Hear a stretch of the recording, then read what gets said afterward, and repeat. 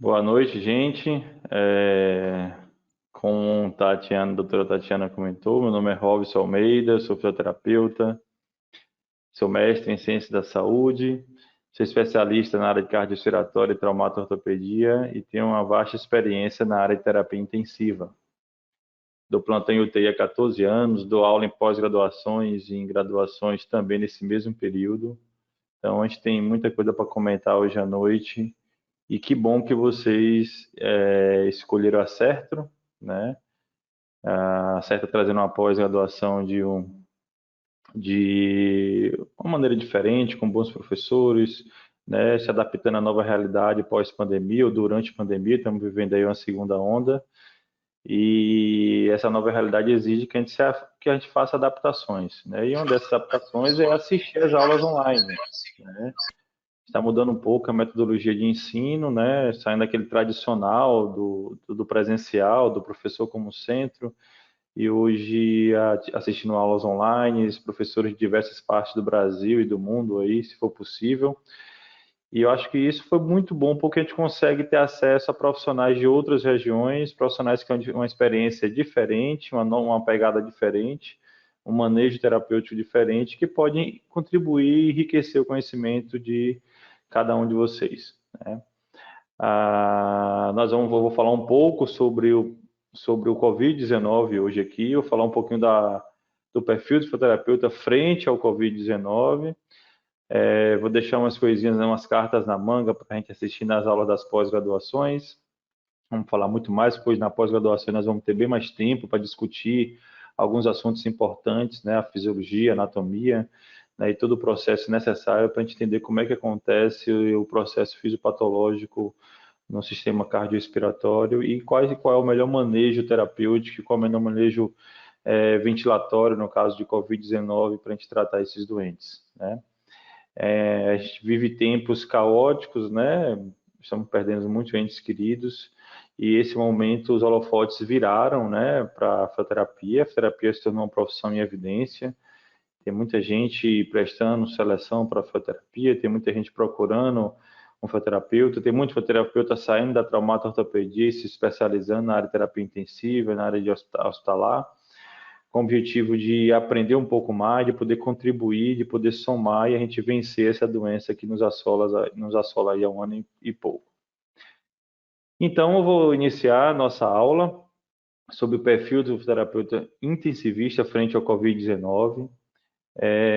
Quem está assistindo de forma online, a aula está sendo apresentada pela Certro. Quem ainda tiver interesse, pode entrar no site www.certro.com.br e ter acesso à aula com a apresentação dos slides, né? Deixa eu passar aqui, deixa eu fechar aqui algumas coisas para ficar melhor da aula para vocês. Pronto, vamos lá. Vou colocar a canetinha aqui.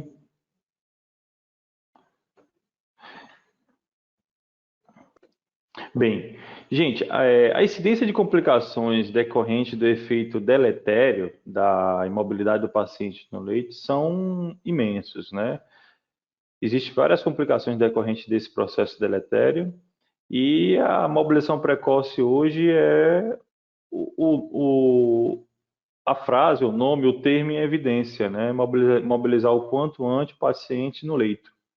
Estudos já comprovam que isso reduz o tempo de internamento hospitalar, melhora a qualidade de vida, fica menos tempo em ventilação mecânica, a gente consegue desmamar mais rápido, consegue extubar esse doente, a sobrevida dele aumenta, tem vários benefícios de você mobilizar um paciente precocemente.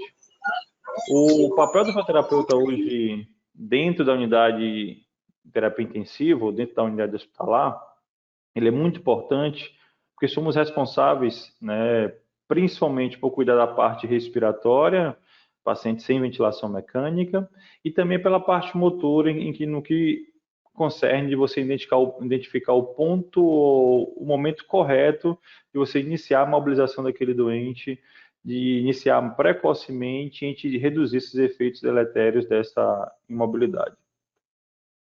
Bem, o especialista, né, o terapeuta hoje, ele para trabalhar na unidade de terapia intensiva, trabalhar no ambiente hospitalar, ele tem que ser especialista em UTI, ou especialista na área cardiorrespiratória, na área de pneumofuncional. Só que eu costumo dizer para os meus alunos, né, eu sou professor da Faculdade Madre Thaís, é uma faculdade aqui do interior da Bahia, eu moro em Itabuna, Bahia, e dou aula na cidade de Ilhéus, que é uma cidade próxima aqui de Itabuna. A Faculdade Madre Thaís é onde eu exerço a minha profissão, ensino TI, né, opinião funcional e outras disciplinas na faculdade. Então, quando eu falo que o conhecimento fisioterapêutico ele vai muito além do que a simples pós de terapia intensiva, é pelo fato de que você vai agregando conhecimentos ao passar dos anos. Ou seja, você faz hoje uma pós-terapia intensiva, quando terminar, você faz uma pós de cardiorrespiratória, quando termina, faz uma pós de pneumo funcional. E aí os alunos, professor, mas não é tudo a mesma coisa? Eu falei, pode ser até a mesma coisa, mas cada professor ensina de uma forma diferente. Né? A gente não pode parar no tempo, a gente tem que viver em constante aprendizado. E quando você vai trabalhar na terapia intensiva, você não aprende apenas ventilação mecânica, não aprende apenas parte respiratória. Tem que saber um pouquinho da parte cardiológica, da parte neurológica, respiratória, pneumofuncional, né? A parte de ventilação mecânica, saber um pouco de drogas vasoativas, um pouco de sedação, um pouco de diálise, um pouco de insuficiência renal, um pouco de infecção, ou seja, você tem que ter uma mente mais aberta para você conseguir melhorar o seu manejo terapêutico dentro da terapia intensiva. Quando você chega para atender um paciente, quando você é solicitado para avaliar um paciente que está com algum tipo de desconforto respiratório, qualquer outro problema que cabe à nossa área, você vai fazer uma avaliação funcional do paciente como um todo. Por exemplo, você chega no leito e um paciente está desaturando, saturação baixa. O terapeuta mais abafado, ele vai diretamente no oxigênio e aumenta para 100%. E lá deixa. Aquele mais esperto, aquele que entende um pouco mais, vai chegar lá, vai aumentar a FO2 do paciente, né, vai colocar em 100%, mas vai investigar qual o problema que esse paciente apresenta. Por exemplo, um simples esmalte na unha do paciente, ele dificulta a leitura pelo oxímetro de dedo. Paciente usando noradrenalina, que é uma droga vasoativa que causa vasoconstricção periférica, e quando associada a vasopressina ou adrenalina, como o paciente do COVID, que fazem choque séptico e precisam de vazões altas dessas drogas, ele vai ter uma má perfusão periférica. Então, a oximetria de dedo não vai ser o seu melhor parâmetro para se basear pela saturação. Ou simplesmente o paciente pode ter um tipo de trombo de uma artéria de um membro superior e que o sangue arterial não está chegando perfeitamente na periferia. Né? O paciente pode ter anemia falciforme. Né? Então, todos esses exemplos que eu estou dando para vocês, você fugiu da área da área de respiratória, você fugiu um pouco daquele cabresto de aprender só ventilação mecânica e só parte pulmonar. Você tem que ter uma mente mais aberta e aprender esses conhecimentos que muita gente fala, a parte farmacológica do médico, a parte de diálise ou a parte de choque séptico do médico, não precisa estudar isso, mas como é que você vai atender um paciente, como é que você vai ter um manejo terapêutico ventilatório com o paciente, se você não entende todo o contexto que o paciente apresenta? Você vai fazer uma terapia motora no paciente, ele está apresentando lá no eletrocardiograma um supradesnivelamento do segmento ST, que indica um possível infarto, né, associado, claro, a marcadores de necrose muscular, como CPK, CKMB, troponina, a dor precordial, né, juntou essa tríade, chega o diagnóstico de infarto, você está realizando a motora do paciente, mas você não sabe ler um eletro, não precisa a gente ser expert ou experiente da diagnóstico de eletro, a gente só precisa saber quando não está normal. Fugir da normalidade, você está dentro da terapia intensiva, tem um médico ali 24 horas de plantão, que você pode chamar o médico e ele identificar qual o problema que o paciente apresenta, se ele apresenta uma taquicardia ventricular, se ele apresenta uma TSV, uma fibrilação atrial, uma fibrilação ventricular, ou seja, você consegue chamar o especialista, né, que é o chefe do setor naquele momento, e ele que tem um conhecimento mais aprimorado nessa área, ele vai conseguir chegar a um diagnóstico junto com você, né? Então, a importância hoje do especialista fisioterapeuta dentro da terapia intensiva, ela perpassa o simples conhecimento de você fazer apenas uma pós-graduação ou, muito menos ainda, sair da simples graduação e adentrar no mercado de trabalho. Né? Então, ela constitui um recurso fisioterapêutico fundamental para o paciente internado, hoje é comprovado, né? é tanto que nem se comenta mais em artigos, né, em apresentações, porque isso já ficou mais comprovado sobre a importância do fisioterapeuta dentro do ambiente hospitalar, em todos os sentidos, né, que a gente vem comentando, né, o uso de recursos terapêuticos dele na terapia intensiva faz parte desse profissional. Então, para você saber qual é o seu perfil frente à unidade de terapia intensiva, frente ao Covid-19 ou frente a qualquer outra patologia, você tem que entender o que é que você tem nas mãos de recursos para você atender da melhor forma seus pacientes, né? Aí nas imagens, por exemplo, está vendo paciente na prancha ortostática, pacientes entubados, né?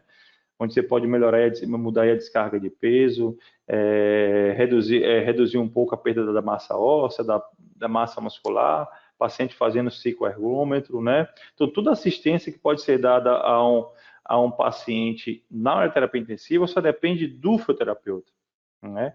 Recentemente fui no congresso internacional e eu ouvi uma seguinte pergunta de um dos palestrantes, né? Antes do Covid, teve uma palestra, eu fui e tal, um congressista, né, junto com como eu estava, perguntou por que na minha UTI os pacientes não melhoram, eu tenho uma equipe boa de terapeuta, todo mundo especializado e tal. O diretor do evento chegou para ele e comentou, na sua unidade, eles estão fazendo realmente a fisioterapia? Ou eles são apenas aqueles fisioterapeutas que chegam, anotam uma gaso, olham os parâmetros, chega no ventilador, faz umas formulazinhas, muda os parâmetros, mexe no braço, mexe na perna e diz que é terapeuta intensivista? Será que você tem esse perfil de profissional? Ou você tem aquele perfil de profissional que sabe ler um mapa ventilatório, que sabe ler os gráficos ventilatórios, que sabe entender todas as ondas de débito, quando o paciente apresenta algum tipo de alteração pulmonar? Eu costumo dizer para os alunos que os ventiladores, eles falam com a gente. Basta a gente saber ler e entender a linguagem que ele está falando com a gente. Você chega lá, bota o paciente com um capnógrafo e apresenta a leitura do capnógrafo lá no monitordista e cada desenho do capnógrafo, do capnograma, indica um tipo de situação que o paciente pode apresentar, uma parada cardiorrespiratória, uma perda uma autopip e diversas outras questões, né? Então, será que o terapeuta da sua equipe ele tem todos esses conhecimentos para atender o paciente? Outro ponto importante, né? Isso já foi agora durante a pandemia, assistindo uma palestra online, foi comentado, por que minha UTI morre muito? Paciente. Os terapeutas já fazem de tudo e os pacientes morrem. Aí esse mesmo palestrante, né, chegou a comentar, na sua UTI o fisioterapeuta ele faz tudo que ele sabe? Aí a pessoa respondeu, sim, faz tudo que ele sabe. Agora, tudo que ele sabe é tudo que existe no meio científico? É tudo que existe de publicação, de evidência científica? Ele se baseou em alguma evidência? Ele vem acompanhando os últimos guidelines, os últimos estudos de caso, os estudos de caso controle, com o grupo controle? Ele vem acompanhando isso, né? Será que naquele paciente, será que ele morreu porque o terapeuta fez tudo o que sabia? É um ponto a ser analisado. Ou ele fez apenas tudo que ele sabia, mas não que era divulgado na internet? Um cara que parou de estudar há 5 anos atrás, há 10 anos atrás, e não se atualiza, né? Então, é um ponto a se pensar em relação à valorização do profissional.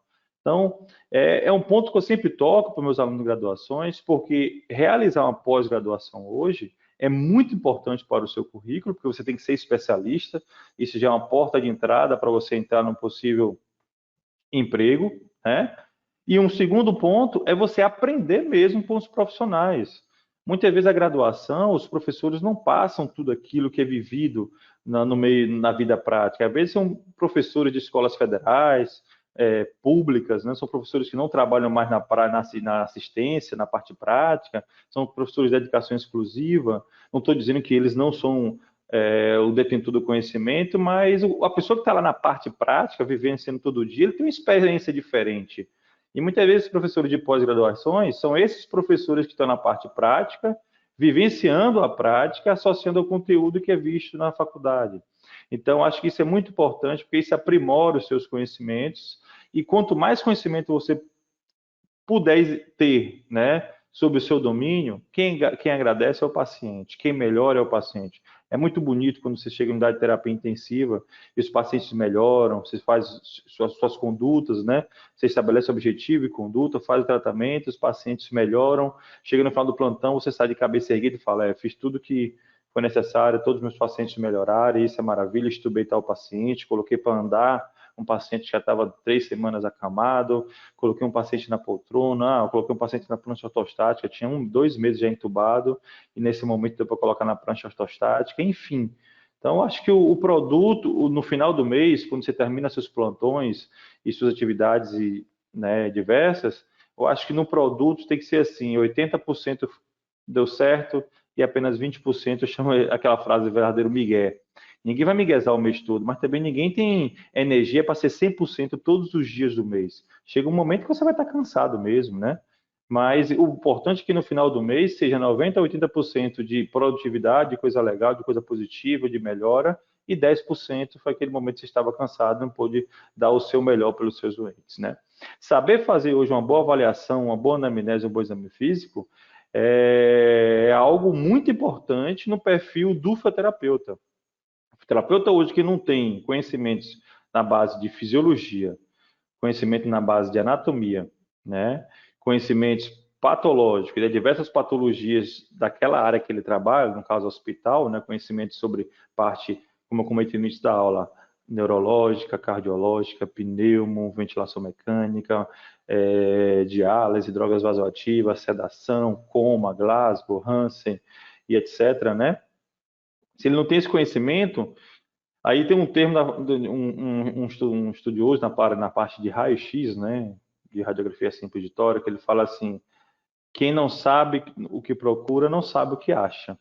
Ou seja, se você não sabe o que está procurando naquele paciente, como é que você vai saber interpretar o que ele fala? Ele vai dizer, eu não consigo dormir à noite, eu não consigo dormir reto, nem em decúbito dorsal, eu só consigo dormir sentado. Toda vez que eu elevo minhas pernas, eu sinto falta de ar.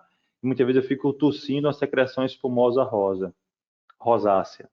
Se você não souber que isso são características que lembra congestão pulmonar, edema agudo, ICC, insuficiência cardíaca esquerda ou direita, né, insuficiência congestiva, você nunca vai saber que o paciente tem edema agudo de pulmão, tem congestão pulmonar, é um paciente que precisa de uma avaliação cardiológica para ver se precisa de usar uma droga inotrópica ou cronotrópica, uma droga que sempre se utiliza nesses casos, o paciente tem ICC, a dobutamina, que é uma droga que melhora a contratilidade do coração, fornece uma boa cabeça de pressão. Então, se você não sabe identificar o que ele está falando para você, como é que você vai saber ser um bom fisioterapeuta, vai saber dar diagnóstico?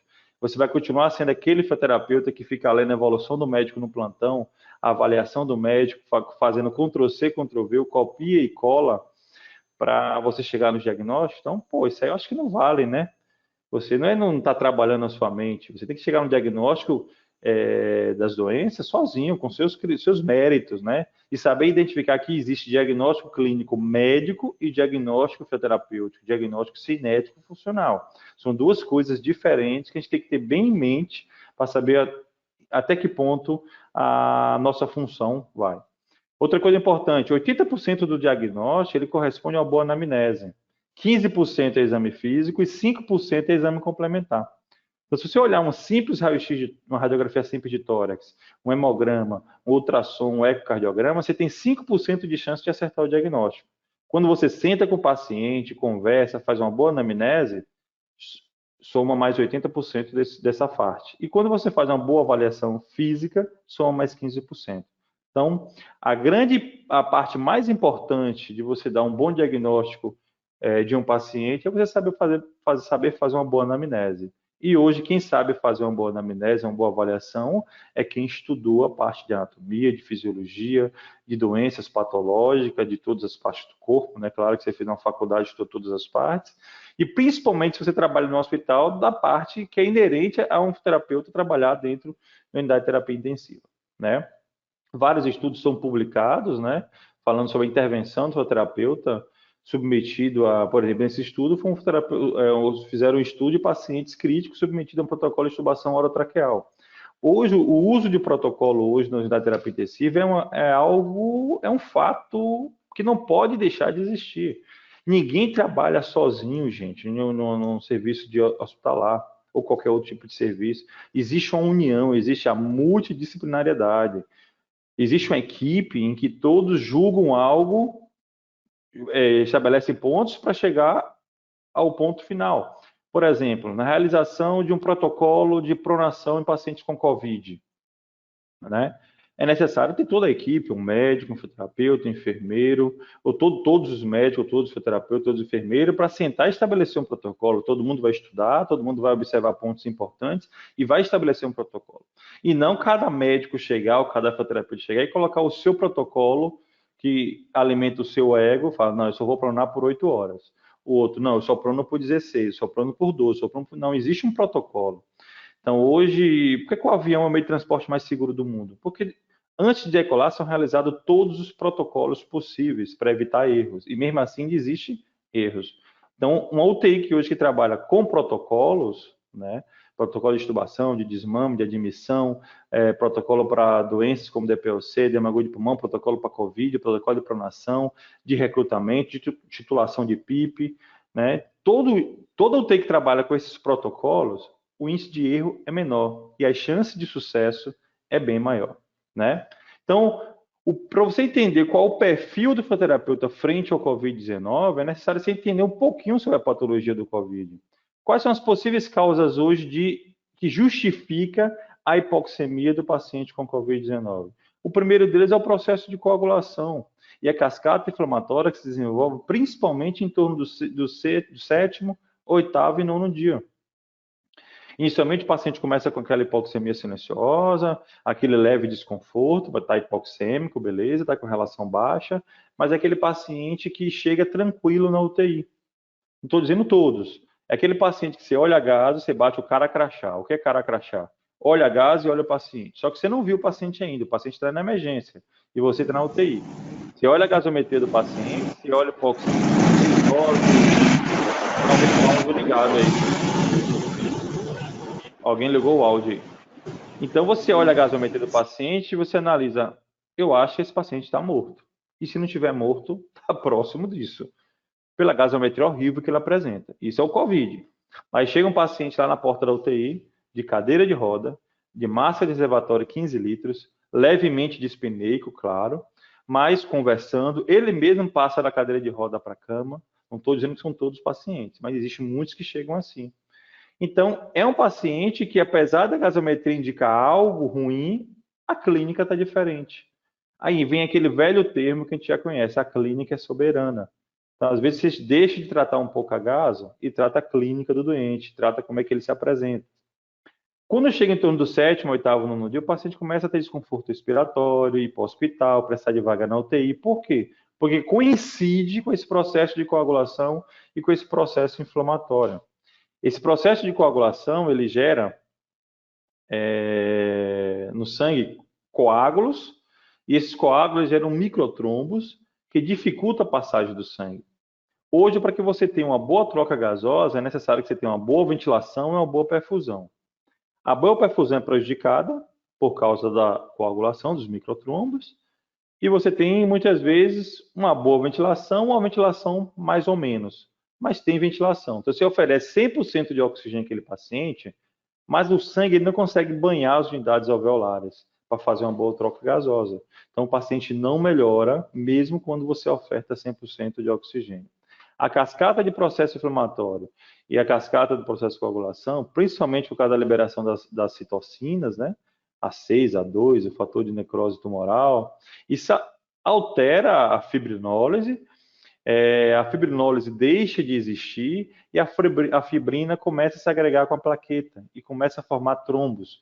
Então, quem prejudica essa cascata de processo de coagulação é o vírus, o COVID-19, né?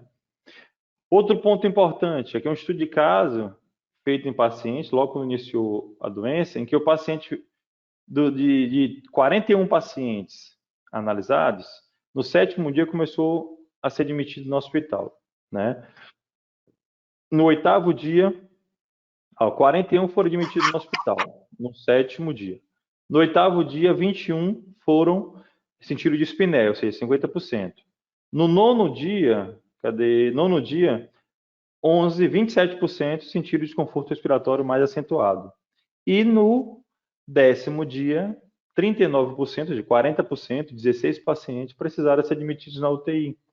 Então, não são todos, mas aqueles que desenvolvem a forma grave, ela acontece principalmente em torno do 7º, 10º dia. Quando a gente recebe os pacientes, por exemplo, eu estou assistindo alguns pacientes em casa e reabilitando eles em casa, e eu já reabilitei pacientes com saturação de 85%.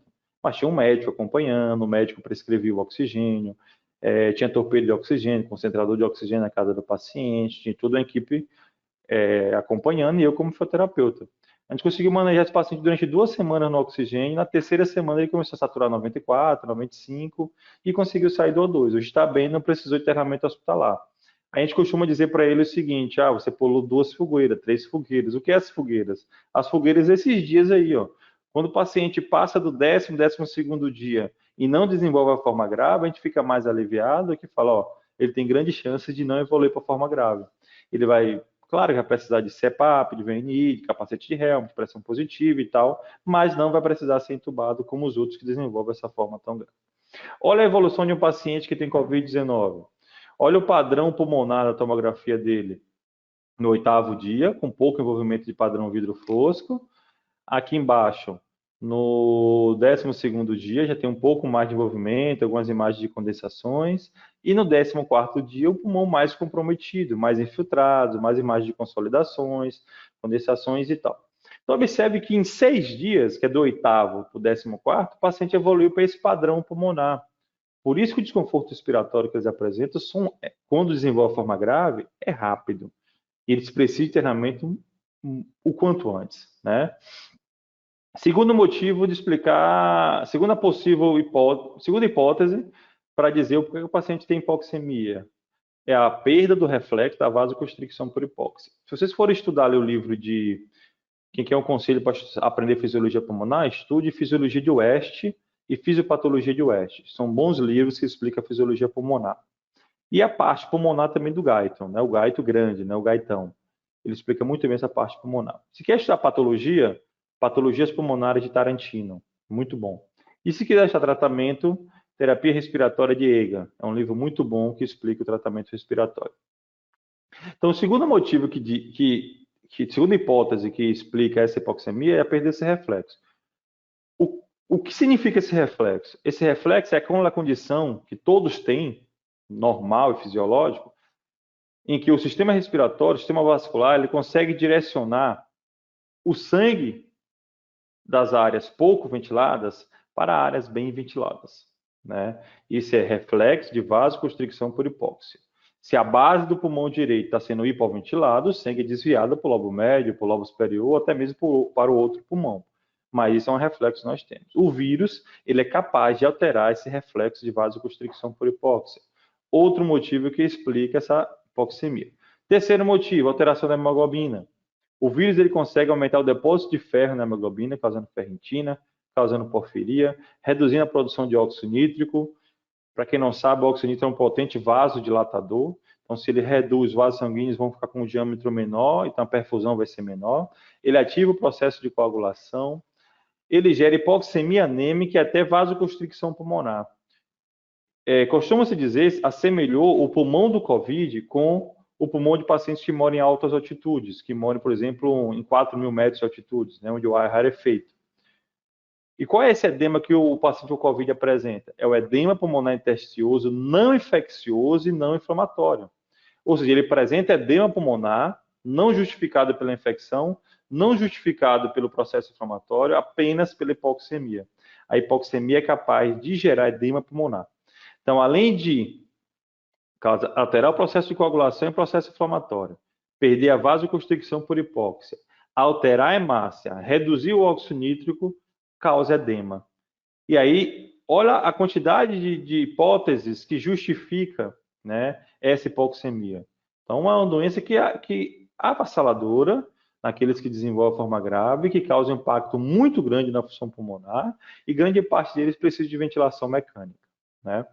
Aqui é um estudo que mostra, como eu comentei, moradores de altas altitudes, 4.500 metros de altura, e lá eles têm uma pressão da artéria pulmonar mais alta do que aqueles que moram a nível do mar. Eles desenvolveram, devido à hipoxemia, hipertensão de artéria pulmonar.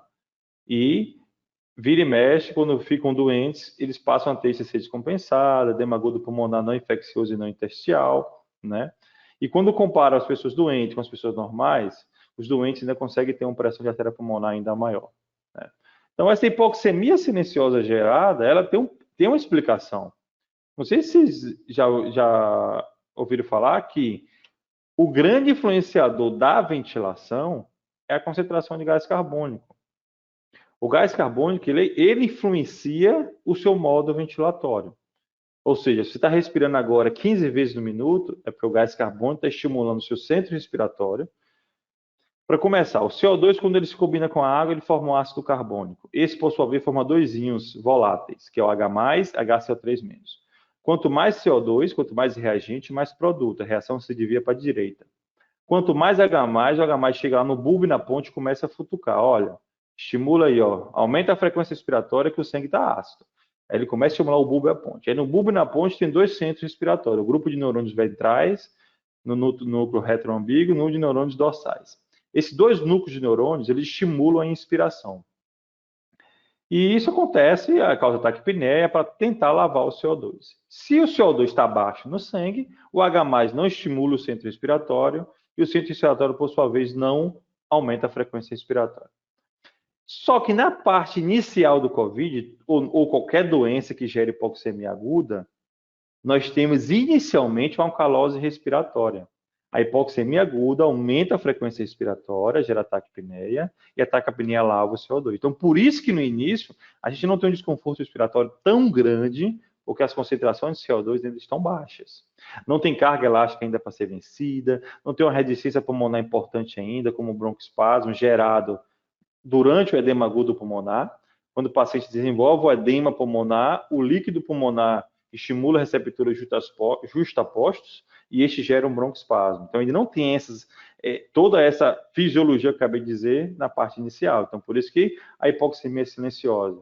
E aí você olha uma imagem como essa, de um paciente que tem Covid-19, quando você olha essa imagem, você fala, o cara está mal, deve estar entubado. Quando chega o paciente, é aquele velho paciente da cadeira de roda, conversando levemente dispneico. O que justifica isso? A última explicação que acabei de dizer em relação à hipoxemia silenciosa. Os pacientes, um outro estudo de caso isolado mostra que o paciente sentiu tosse, desconforto e mal-estar do primeiro ao sexto dia de trabalho. No sétimo dia começou a febre, meia subjetiva, febrícula. No oitavo dia, 39 graus de febre. Aí ele foi para o hospital. No nono dia, já estava no hospital. No hospital, ele continuou com tosse, mal-estar, febre, fadiga, desconforto respiratório. No hospital, já entrou com metilprednisolona, moxifloxacin, lopinavir plus, interferons alfa e meropenem. Do dia de internamento até sua morte foram 6 dias. Do dia dos sintomas, 14 dias. Então, no 14º dia ele morreu e no 6º dia de internamento hospitalar ele foi a óbito. Então, aqueles que desenvolvem a forma grave e têm algumas comorbidades, como esse paciente TIA, hipertensão, diabetes, obesidade, tabagismo, muitas vezes o desfecho não é tão favorável. E você que vai trabalhar não da terapia intensiva, vai trabalhar com COVID, o perfil que você tem que ter, dentro do seu perfil, um outro feeling, é o feeling da hipoxemia, é o feeling da insuficiência respiratória aguda. O que é isso, professor? Feeling. É o paciente que chega na emergência, ou chega na UTI, e você, ao olhar, você sabe o que, é que você vai fazer com ele. Se é catéter nasal, se é máscara de Venturi. Se não for Covid, dá para usar máscara de Venturi, mas como é Covid, a gente pula, não usa máscara de Venturi. Máscara de reservatório, catéter nasal de alto fluxo, capacete, VNI, CPAP ou BIPAP, capacete de helmet ou tubo. Então, na hora que você olha o doente e você tem essa capacidade técnica, essa experiência, né, e ter esse feeling, é porque você está preparado, você realmente se tornou um terapeuta intensivista. É o paciente chegar levemente dispneico, conversando, ó, que ali o cateter nasal resolve. Ou ele chegar um pouco mais ofegante, mais desconfortável, aí massa reservatório. Se ele não responder a massa reservatório, coloca uma VNI, faz um trial, um teste aí de 60 minutos, 30 minutos. Se você vê que ele melhorou a frequência respiratória, melhorou a saturação, ficou mais estável, diminuiu a pressão, confortou e chegar a dormir, você fala, ele responde a pressão positiva. Aí você tira a VNI e observa. Se esse paciente voltar a se desconfortar, ele é dependente da pressão positiva. Mas pode ser que ele não precise ainda de um tubo. Acho que o capacete de helmet resolve. Ele vai ficar ali com sonda nasogástrica, nasointeral, capacete durante 5 a 10 dias, mantendo a pressão positiva, vai ficar tranquilo, mantendo uma boa saturação, porque ele responde à pressão positiva. O que não pode é um paciente não responder à pressão positiva em 30 minutos, nem 1 hora, ele chega 2 horas, 3 horas, um dia, 2 dias, o paciente saturando. Aí, quando o paciente perde toda a sua reserva energética, toda a sua força muscular, quando os músculos entram em falência respiratória, gerando já acidose respiratória e metabólica, aí se resolve, agora a gente vai entubar. Mas entubar nesse momento, será que não foi tardia essa intubação? Então, o olhar clínico hoje é muito importante frente a essas patologias mais graves, como o Covid-19, né? Esse paciente, como comentei, gera insuficiência respiratória hipoxêmica, depois hipercapnia. O aumento do gás carbônico acompanha a hipoxemia na fase final, né? Na fase inicial, você tem alcalose respiratória secundária à hipoxemia. À medida que os músculos cansam, entre fadiga, ele começa a gerar hipercapnia, que é a acidose respiratória. Aí ele entra na insuficiência respiratória mista, propriamente dito, né? Então, o que desperta mesmo o desconforto respiratório é quando aumenta o gás carbônico, é quando tem hipoxemia muito grave, é uma acidose muito importante, não só agora respiratória, mas tem acúmulo de ácido fixo, o paciente começa a fazer fermentação, o paciente começa a produzir ácido fixo, isso gera acidose metabólica. Então, em relação a esse estímulo, aí o paciente vai responder como? Taquicardia, desconforto respiratório, aumento de frequência respiratória, aí ele sim entra naquela franca insuficiência respiratória. O Luciano Gattinoni, ele publicou um artigo interessante no primeiro semestre do ano passado, 2 artigos. O primeiro ele perguntando, será que se você entender os fenótipos, você consegue tratar a parte respiratória melhor? Será que não é necessário você identificar quais características esse paciente apresenta da parte pulmonar, para você ver se ele responde ou não à pressão positiva, ao volume, e aí você melhoraria o desfecho no tratamento dos seus doentes, né? Então ele traz para a gente aí 2 tipos de fenótipo, que é o low e o tipo high. Os 2 pacientes têm uma relação PF baixa, tem uma PO2 95, PO2F2 95, embaixo de 84, mas tem um padrão de comprometimento pulmonar diferente. O de cima menos comprometido e o de baixo um pouco mais comprometido. O de cima a gente chama de padrão tipo low e o de baixo padrão tipo high, né? O que ele traz de informação? O padrão tipo low é aquele paciente com baixa elastância. Se ele tem baixa elastância, ele tem uma alta complacência. Se ele tem alta complacência, ele não vai responder à pressão positiva. É aquele paciente que você vai aumentar a PIP e ele não vai melhorar a complacência, como você queria, não vai melhorar a saturação, ele não responde à pressão positiva. É um paciente que ele tem uma recrutabilidade baixa, ele tem uma relação ventilação-perfusão baixa, ele responde pouco a PIP. O contrário de um paciente que tem um padrão tipo Height, alta elastância, alto enchante pulmonar, alta recrutabilidade, alta PIP. Esse paciente ele responde à pressão positiva, responde à pronação. Então, são 2 tipos de pacientes com padrão pulmonar diferente e a conduta que você vai ter em cada paciente é um pouco diferente, né? A literatura ainda traz que se você tem um manejo terapêutico, um manejo ventilatório errado, como por exemplo, chega um paciente do fenótipo L, você tome PIP, tome pronação e pressão positiva, VNI, ele não respondeu meia hora, não respondeu em 1 hora, mas você insiste, 1 hora, 2 horas, 3 horas, 1 dia, 2 dias, 3 dias. Será que você não está gerando PSIL nesse doente? Será que você não está causando lesões auto-infligidas? Será que você não está gerando iatrogenia ventilatória? Estudos feitos em alpinistas, olha esse estudo, feito em alpinistas, eles foram para o Everest. Fizeram lavado broncoalveolar antes de escalar o Everest e lavado broncoalveolar depois que escalaram o Everest. O que aconteceu na volta desse lavado broncoalveolar?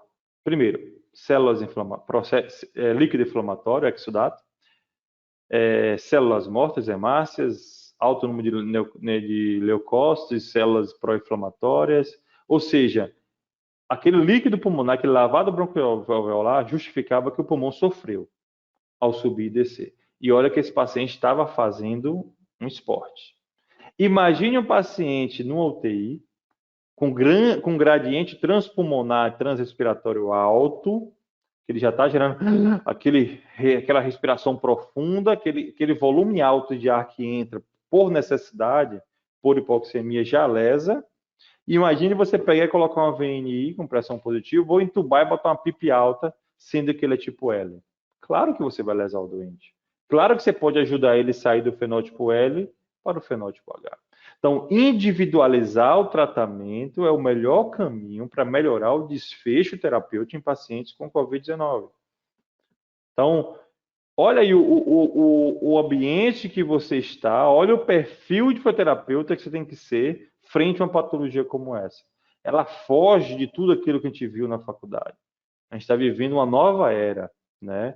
Essa era vai ser comentada com nossos filhos, nossos netos, nossos bisnetos, vai para os livros de história, vai para os livros de fisiologia respiratória, ventilatória e tudo que você pensar, porque marcou o mundo, né? E requer que você tenha o melhor manejo possível, porque lá tem vidas. E vidas que vão embora assim, ó. Um piscar de dedos, você perde aquele doente. Um simples manejo errado, né? Então, você identificar o padrão low, o padrão height, pode ser identificado pela tomografia ou pela resposta à PIP, ao você avaliar a complacência estática daquele doente, a drive pressure, né? A pressão de platô durante um aumento de PIP, nem que seja baixo, um mini recrutamento, só para ver se ele responde à pressão positiva, eu acho que vale a pena, ou pela tomografia ou pela parte ventilatória. Um mês depois ele publicou esse outro artigo. É SARA ou não? O mesmo do anterior, né? O primeiro, que é o tipo 1, que é o tipo low, e o 2, que é o, não, que é o SARA, né? Que é o tipo height, né? E depois o Pelosi também, o grupo do Pelosi publicou esse outro artigo, trouxe 3 tipos de fenótipo, também parecido com o do Luciano Gattinone, só que ele trouxe um intermediário, mas o tipo 1 é o mesmo do Gattinone, que é o tipo low, que não responde à pressão positiva, tem a complacência pulmonar normal ou alta, e o tipo 3 é aquele que tem uma complacência pulmonar baixa, elastância alta, ele responde à pressão positiva e responde à pronação. E um padrão de comprometimento pulmonar maior do que os pacientes que têm tipo 1. Grandes discussões com a Avenir foram feitas, e aí você, fisioterapeuta, que precisa ter um perfil dentro dessa unidade e tem que ter uma palavra final, porque a sua opinião é muito importante naquele setor, principalmente se trabalha na UTI de 10 leitos, que só tem um fisioterapeuta, e o médico vai chegar para você e perguntar, e aí, Rob, se faz VNI ou não, continua VNI ou não, é tubo ou não?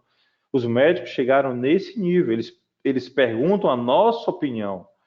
Não é que inverteu aquela coisa de ele só faz tudo, ele decide tudo. Hoje ele percebeu que a equipe multidisciplinar é importante para o tratamento de pacientes com Covid, a interação da equipe. Então ele vai chegar para o fisioterapeuta e pedir a sua opinião. E a sua opinião é muito importante.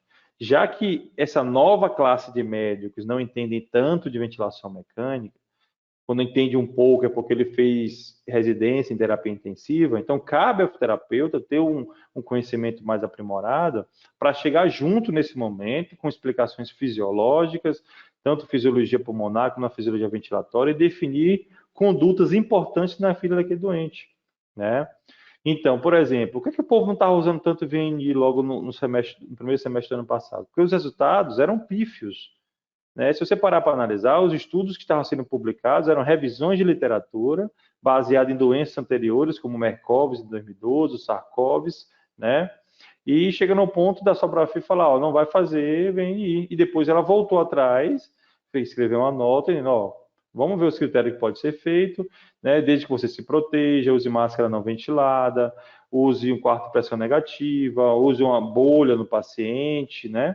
Um circuito de ramo duplo, né, para o ar sair do ventilador e voltar pelo ventilador, filtro EPA na saída expiratória e faça um trial de 30 minutos, veja se ele melhora, né, veja se ele progride, né, com grau de melhora ou se não, evolui para tubo, né. A VNI é associada aos esses benefícios comprovados na deficiência respiratória, né, principalmente em estudos na H1N1.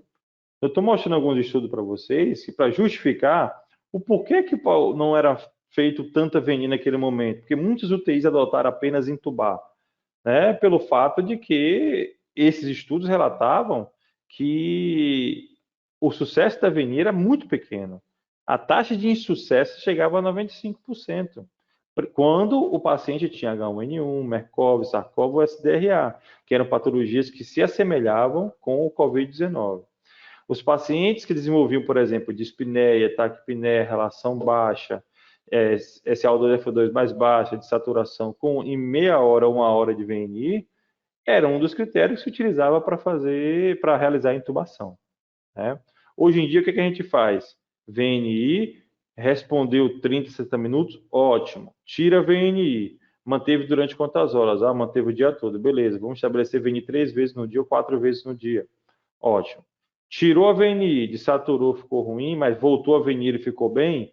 Pensa aí no capacete de Helmut, seria uma solução para ele. Tirou a VNI, ou usou a VNI, não respondeu. Aí só tem uma solução, tubo orotraqueal, né, de forma precoce. Aí, outro ponto importante que foi cogitado no ano passado. Não vou fazer VNI não, porque o risco de contaminação é grande. Aí fizeram um estudo, né, um estudo solo, publicado em uma boa revista, se não me engano, no The Journal of Medicine, né, em que ele relatava o seguinte: o maior índice de contaminação dos profissionais de saúde não era feito dentro da unidade de terapia intensiva. Era feito na copa, no banheiro, no quarto, ou seja, ele mesmo se contaminava com os profissionais, não tomava o banho ao sair da terapia intensiva, não trocavam de roupa, ele mesmo na desparamentação ele se contaminava, então ele não pegava a doença do paciente. Então qual o meio de fazer VNI, né? Então isso foi bem elucidado naquele momento. O que não pode, em relação à VNI, é você usar uma VNI de forma descontrolada e sem pensar. O paciente não está respondendo, o paciente continua com esforço respiratório exacerbado, ele aumenta a pressão muscular, reduz a pressão pleural a valores cada vez menores, aumenta o gradiente de pressão transpulmonar, extravasa líquido para dentro dos pulmões, gera lesão pulmonar, gera PCILI. Então, aí sim você está errando em relação a protelar o uso da VNI nesse tipo de doente, né? Ou usar a VNI e protelar a intubação. Então, quando é que a VNI é benéfica, Robson? Como eu comentei já, né? O paciente pode ser feito um trial, né? E vai muito do feeling, né? De você olhar o paciente chegando, se ele chegar já em narcose, cianótico, bradicárdico, instável hemodinamicamente, com redução de nível de consciência, não tem como você pensar na VNI. Não, vou fazer VNI, que todo paciente que chega assim tem que ser VNI. Não, é tubo. Então, você tem o feeling também, junto com o médico e com a equipe, de olhar para o doente e falar, ó, esse aí é tubo na certa. Ou às vezes o paciente chega com dispneico, desconfortável, mas ele chega consciente, um paciente que está com uma massa reservatória de 15 litros, mas está saturando 90, 92. Tem um paciente com CH, tem uma relação acima de 150, né? Então, será que não tem consciência, é jovem e tal? Será que não vale a pena você colocar uma VNI nesse doente e fazer um trial de 30 minutos? Hoje estão se usando VNI para entubar. Usa VNI só para oxigenar o pulmão, para ele saturar melhor, saturar próximo a 100, depois progride com intubação. Então, por que não fazer um trial de 30 minutos, né? Com toda a proteção possível para o paciente e proteção também para o profissional de saúde. Tem várias recomendações do uso da VNI, assim como existe os artigos que favorecem o uso da VNI, existem também artigos que são contra o uso da VNI, mas o que você tem que analisar é se esses artigos são sólidos, se foram publicados em uma boa revista, se a metodologia dele foi bem feita, né? Foi um estudo de caso controle, quantos pacientes foram, se ele expôs a parte estatística dele, analisa se, por exemplo, a unidade amostral dele foi suficiente para dar uma curva de normalidade aceitável, né? Uma curva de Gauss sem desvio, mostrando que a amostra foi suficiente para gerar um estudo significativo, um estudo com significância, que gere um p-valor menor que 0,05. E não pegar um artigo de esquina, ou qualquer tipo de artigo simples, né, em onde você só olhou a introdução, que a maioria dos alunos fazem isso, só lê a introdução, não lê a metodologia para ver como é que foi desenvolvido o trabalho, aí pega o que o autor disse e toma como verdade universal. Aí para ele é Deus no céu e aquele autor na terra sobre aquele motivo, né? Hoje em dia a gente tem que fazer um tratamento baseado em evidência científica, em evidência comprovada de forma científica. É a arma que nós temos com maior segurança.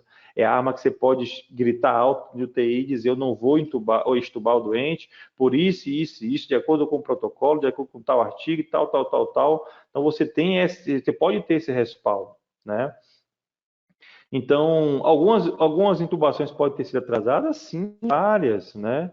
Eu não sei como é que é a realidade médica aí do local onde você mora, mas assim como tem bons fisioterapeutas e existe péssimos fisioterapeutas, existe bons médicos e péssimos médicos. Existem médicos que não levantam na madrugada, manda fazer veinha a noite toda. Eu sou prova viva disso. Chegou um paciente com DPOC, desconfortável, frequência cardíaca de 150, 2 horas da manhã, a gente falava com o médico, ele, não, é DPOC, já me passaram o caso, pode fazer VNI, e eu, o doutor, está com taquicardia, e chegar no leito, ele, não, pode fazer VNI, só que como eu leio um pouco o eletro, não sei dar diagnóstico, mas eu sei identificar algumas coisas, eu percebi que era uma TSV, né, e de um padrão Parkinson-White também, né, uma taquicardia supraventricular. Eu falei, rapaz, eu não tinha certeza, né, eu não sou cardiologista, mas eu falei, parece uma TSV. O que é que eu fiz? Filmei e mandei para ele. Não deu 2 minutos, o médico arromba a porta da UTI, entra correndo, já puxando o carrinho, bora, bora, bora, que é TSV, e vamos chocar. Aí cardioverteu eletricamente, porque estava com instabilidade hemodinâmica. Então, se eu faço VNI nesse doente, eu ia levar o paciente a óbito, porque a VNI em paciente que tem TSV aumenta a sobrecarga do coração e aumenta a taquicardia, né? Então, muito cuidado com as condutas que você toma, que você toma na unidade, a pedido de outrem. E esse outro é o DR, né? Então, faça isso, faça aquilo. Gente, se embase nos seus conhecimentos, né? Se você não quer fazer, não quer estubar o doente, ó, doutor, pelos meus conhecimentos, esse paciente não tem elegibilidade para ser estubado. Mas o senhor pode ficar à vontade, porque você é o chefe da unidade, e é você que decide. Mas eu não me sinto confortável em realizar essa estubação, né? Vou passar aqui, gente. Deixa eu passar uma parte aqui. Sim. Então, vamos supor que esse paciente foi elegível para tubo. Não se usa AMBU em pacientes com COVID, né? A massa reservatória é suficiente, oxigênio paciente, e pós-intubação não se ausculta, porque corre o risco do vírus ir no estéter para o seu ouvido e aumentar o risco de autocontaminação. Se seguir pela capnografia, pela saturação, pela cor da pele, pela insuflação do tórax, pelo volume corrente do ventilador, pela segurança do médico, né? Insufle esse balonete com cuff, uma pressão de 25 a 30 centímetros de água. Por quê? É um paciente que vai precisar ser pressurizado. Apesar de ser titulado da PIP, vai usar uma PIP um pouco mais alta na maioria dos casos. Então, o pulmão tem que estar pressurizado para a gente ter uma resposta mais fidedigna, uma resposta mais correta, né? Então, se progrediu para intubação, fisioterapeuta, você tem que ter o perfil também dentro de uma UTI, de entender todo o mecanismo ventilatório, colocar os alarmes, colocar os parâmetros ventilatórios, entender a fisiologia do ventilador. Então, o conhecimento que você tem dentro da terapia intensiva é amplo, né? Vai desde as patologias que a gente está comentando, desde a fisiologia e desde a fisiologia da prótese ventilatória, que já é um outro estudo. Além de você estudar a fisiologia, a fisiopatologia das doenças, você tem que estudar a fisiologia ventilatória. Eu costumo dizer para os alunos que, como eu disse nesta aula, o ventilador ele fala, ele conversa com a gente. É só você saber entender a linguagem. Você olhar as ondas de débito, você olhar os gráficos ventilatórios, você olhar os loops, você consegue entender se ele está fazendo auto-PIP, você consegue entender se ele está com algum escape aéreo, se o campo está desinsuflado, se tem secreção na via aérea, se tem líquido na via aérea. Tudo isso pode ser identificado por meio dos gráficos ventilatórios, né? Deixa eu botar aqui a energia.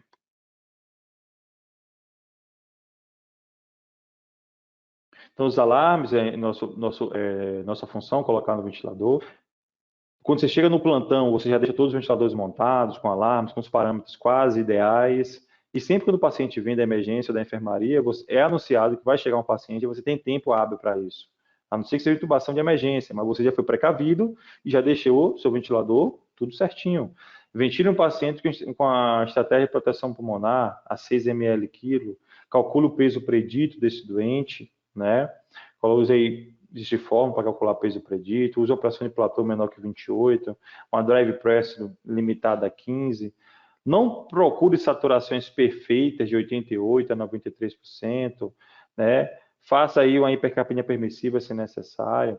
Tudo isso vai ser melhor discutido durante a pós-graduação, não só eu, como os outros professores, nós temos vários professores, cada um vai ser responsável por uma área, e a gente vai conseguir passar para vocês com forma mais calma, mais tranquila, discutindo, dando tempo para você fazer as perguntas, a gente vai lançar atividades para você responder, para ver se aprendeu o conteúdo do final de semana, então vai ser algo bem legal, que vocês não podem perder isso aí. A PIP a gente usa a fim de diminuir índice de mortalidade, então por isso a gente calcula o drive pressure. Para quem não conhece o drive pressure, a pressão de platô menos PIP, se estiver no modo VCV, se estiver no modo PCV, pressão de pico menos PIP. Essa drive pressure tem que ter menor do que 15, e isso me dá proteção, me deixa mais seguro de que o paciente está protegido.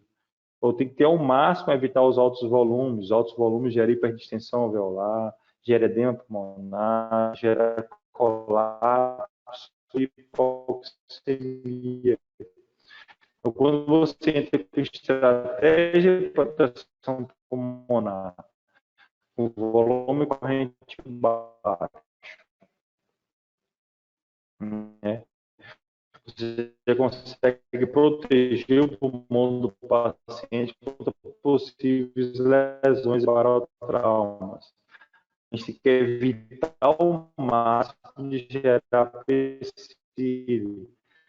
Drive pressure sempre menor que 15. Robson, eu botei uma PIP de 20, será que está lesando?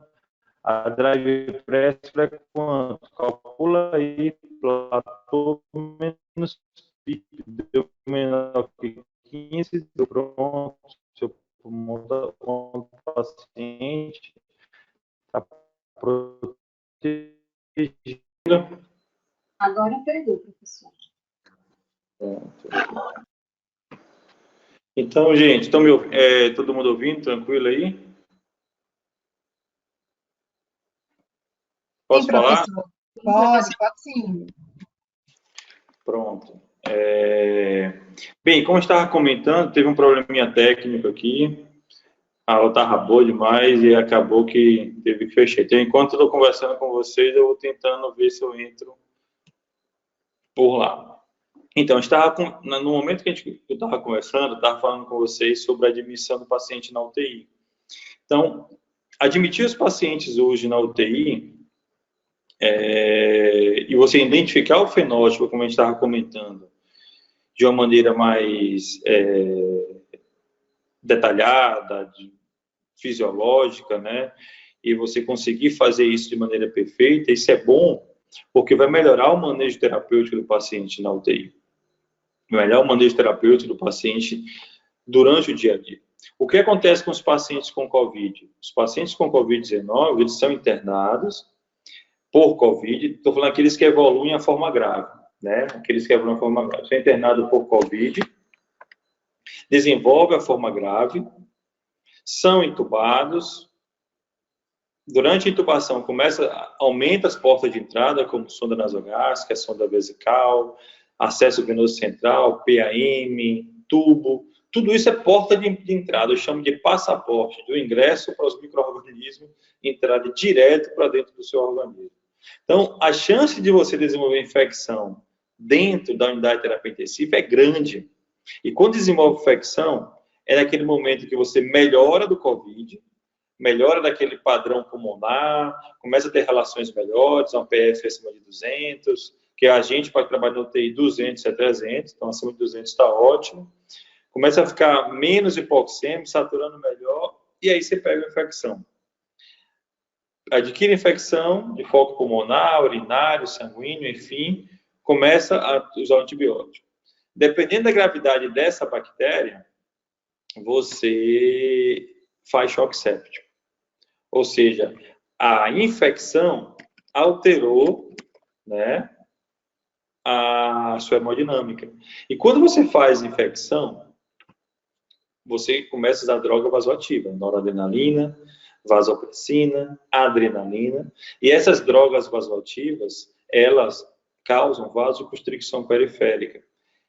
Elas tiram o sangue da periferia e jogam o sangue para os órgãos centrais. À medida que faz isso, ele diminui o fluxo sanguíneo renal também, porque tem que diminuir a diurese. Aí o paciente entra em insuficiência renal aguda, começa a fazer diálise.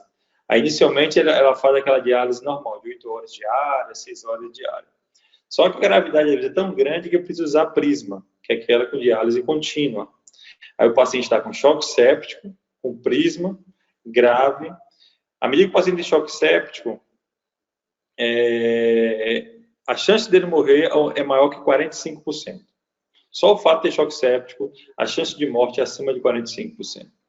Aí ele vence um choque séptico. Só que nesse período, que ele ficou, vamos falar que já está em torno de 30 dias, o paciente já usou bastante drogas sedativas. Sedação, já usou dormonide, fentanil, bloqueador neuromuscular, propofol, ketamina, precedex, remifentanil. São drogas que sedam o paciente, impregna, diminui a função muscular, a força muscular, diminui a nível de consciência, desorienta o paciente, né? E ao desorientar o paciente, chega aquele momento que você quer desmamar a sedação e não consegue.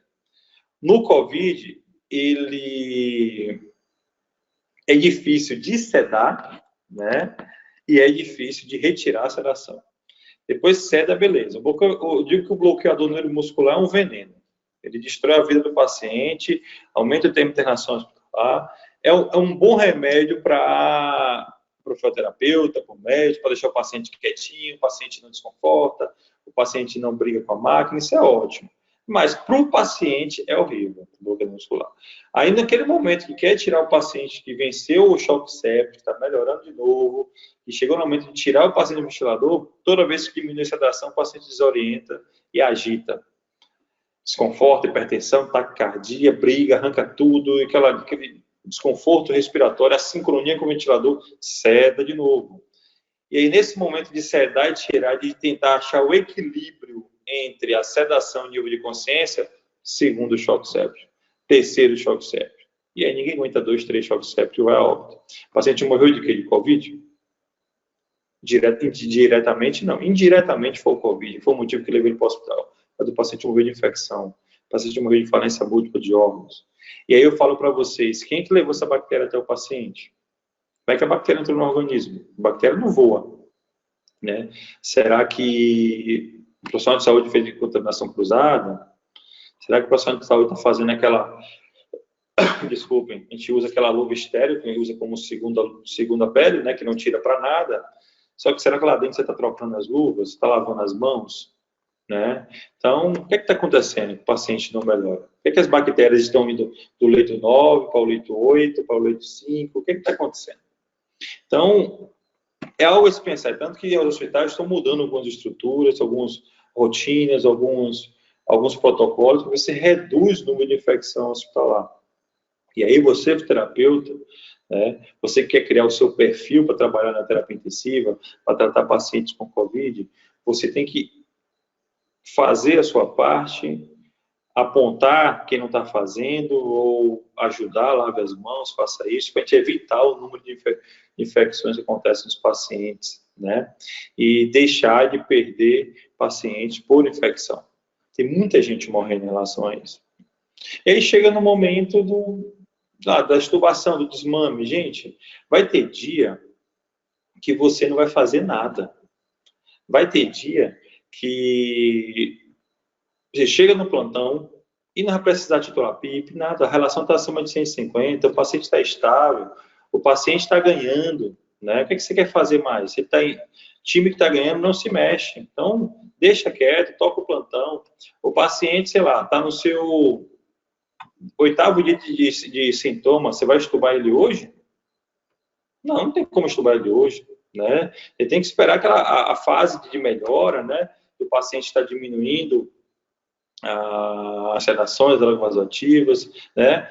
Tem médico que chega no plantão, do nada, e aí ele fala, vamos estubar o doente. Eu falei, como assim estubar? Se o paciente tem o primeiro grau de melhora, ele tem uma melhora por mais de 24 horas, né? O paciente, ele tem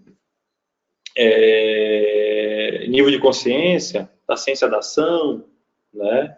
Está sem droga vasoativa, está mais de 14, 15 de sintoma, então tem esse feeling também, né? Outra coisa importante, não ventile o PaCO2, ventile o pH. Se o pH está normal, deixa lá o gás carbônico em 80, é importante que está equilibrado, entendeu? Então, tem esse feeling de você dosar esses pequenos detalhes, que no mínimo detalhe é que a gente vence o Covid. Não deixe um paciente para acidose por muito tempo. As medidas hoje que você toma por acidose, ou para tratar a hipoxemia, gera acidose. E o fato de gerar acidose, se você deixar o paciente acidose por muito tempo, pH menor que 7, 6,9, 6,8, você pode contribuir para o óbito. Ah, Robson, eu vi um paciente que pH 6,8 e estava vivo. Eu acho que eu consegui entrar pelo outro.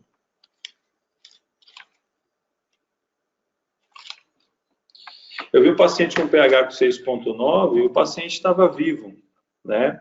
Então, e aí, o que é que justifica isso? Gente, ele não morre na mesma hora que o pH bate 6,9, não. Ele morre a partir do momento que fica muito tempo naquele pH. É por isso que você tem que tomar medidas, né, que possa lavar aquele CO2, estrutura. Por exemplo, uma coisa interessante, a gente aprende na faculdade que para lavar CO2 em pacientes com DPOC, é só você aumentar a frequência respiratória. Beleza. Só que o COVID não é DPOC. Covid é o Covid. E muitas vezes o aumento da frequência respiratória não vai lavar o CO2 do paciente com Covid. Imagine um paciente com Covid com dificuldade na troca. O problema está na troca gasosa, na perfusão. Tem o alvéolo e o sangue, então os gases não conseguem passar do alvéolo para o sangue e vice-versa. Então, como é que você aumentando a frequência respiratória, você vai lavar esse CO2, se o problema está na troca gasosa? Então, às vezes, se você titular a PIP, se você homogeneizar aquele pulmão, se você fizer um mini recrutamento alveolar, com a PIP no máximo de 24, você consegue melhorar a troca gasosa desse doente. Então, comece a pensar o COVID como COVID, não tratar o COVID como você tratava as outras patologias até o momento, né? E para você saber tratar o COVID, eu acho que você tem que se estudar mais um pouco sobre o COVID, assistir aulas, tomar cursos, né? Se dedicar, porque você consegue ter êxito no tratamento dos seus doentes, né? Então, a pós-graduação promete. Nós temos tem muita coisa legal, tem muita coisa que eu quero mostrar para vocês ainda, mas o tempo da gente já passou do horário. Teve esse probleminha técnico também, tinha alguns slides que eu ia mostrar para vocês sobre sedação, sobre droga vasoativa, sobre bloqueador neuromuscular. Vamos falar sobre cada droga, a gente ia falar como faz uma pronação, qual o protocolo de pronação, como é que titula uma PIP, como é que titula uma drive pressure, né? Então estava tudo no cronograma, mas eu sou conhecido como um professor que fala demais. Então, normalmente, quando o povo me chama para dar palestra, me chama para falar meia hora, eu falo por 2 horas. Então, quando é meia hora, eu nem vou, nem aceito. Quando a palestra é de 1 hora e meia, e aí eu aceito para dar as palestras, porque eu não consigo falar, é muita coisa, né? E eu, como eu falo demais, acaba muitas vezes passando do horário. Então, eu acho que era isso que eu tinha para passar para vocês. Parabéns por vocês estarem aqui assistindo essa aula, espero que estejam na pós conosco, tem muita coisa legal, né? Eu tenho muita coisa para falar para vocês, para explicar de forma mais detalhada, com mais calma, com mais tranquilidade. Eu vou deixar aqui aquele gostinho de quero mais, né? Eu queria ter visto até o final, mas faz parte, né? A pós vai iniciar aí no final do mês, né? Início do outro mês. E espero contar com vocês nas aulas, né? Ainda vamos definir qual vai ser mesmo o meu módulo, mas a equipe que foi selecionada para fazer parte desse time é sucesso. Todo mundo com know-how, todo mundo com gabarito, todo mundo com experiência, com vasta experiência, tanto na área de docência quanto na área prática, e eu acho que vocês só têm a ganhar. E parto daquele pressuposto que todo conhecimento é válido. Tudo que se ouve, tudo que se aprende é válido, né? Então, eu acho que vale a pena vocês se dedicarem, tentar fazer essa pós, uma pós online, um final de semana por mês, né? E fica aí as minhas dicas. Continue sendo aquele fisioterapeuta que sempre busca, sempre quer crescer, sempre quer dinheiro. Querer dinheiro não é pecado, não é errado, mas um dinheiro saudável, um dinheiro fruto do seu trabalho. nada de inveja, nada de menosprezar o colega, trapacear, passar pela frente. Vai chegar a hora de cada um. Nada de humilhações. Coloque Deus na vida de vocês. Peça orientação a Deus. Deus é o melhor amigo, o melhor conselheiro, é a melhor pessoa que você pode ter na vida para pedir conselhos para vencer na vida, né? E eu acho que tendo humildade a gente chega em vários lugares, né? Seja humilde, nunca diga que sabe tudo. Aprenda a ouvir, fale menos e ouça mais. Deixe para falar nesses momentos, como eu fui convidado aqui, ó, eu sou o centro, né, de formações para vocês nesse momento, mas eu tenho certeza que cada um de vocês deve ter algo que eu ainda não sei, que ainda posso aprender e que pode ser compartilhado, tá bom? Então, experiências como essas e diversas outras a gente pode estar compartilhando aí no decorrer da pós-graduação. Eu tenho o Instagram, @dr.robsonalmeida. Se tiver interesse, pode me seguir, né, lá mande um direct, quiser alguma aula, algum material, posso ajudar vocês, algum conselho, algum direcionamento, e tudo que eu puder fazer, eu tento fazer para ajudar vocês. Eu acho que todo mundo cresce juntos, né? E não tenha medo do seu colega trabalhar na mesma área que você, não. Eu costumo dizer que Deus tem uma trajetória para cada um, para cada vida de vocês. E o que é de vocês está guardado, né? Acho que todo mundo dá para crescer junto. Tem paciente para todo mundo, trabalho para todo mundo. Agora, sim, olhe o paciente como ser humano. Larga aquele olhar de paciente como máquina. É um ser vivo, é um ser humano que merece uma atenção especial. E ele está ali indefeso, sem poder fazer nada, sem poder pesquisar nada, nem dizer nada. Ele depende única e exclusivamente de você e da sua equipe. Então, dê o seu melhor, seja o melhor profissional possível, porque aquele doente merece o melhor de você, tá bom? Fique aí minhas orientações, meus conselhos, minhas dicas. Queria agradecer a professora Tatiana aí, por ter me convidado a fazer parte dessa equipe que já é sucesso, né? Essa equipe de professores, essa empresa que é bem conhecida aí no Brasil. E estarei aqui sempre que precisar. Tá bom, gente? Forte abraço. Vou passar as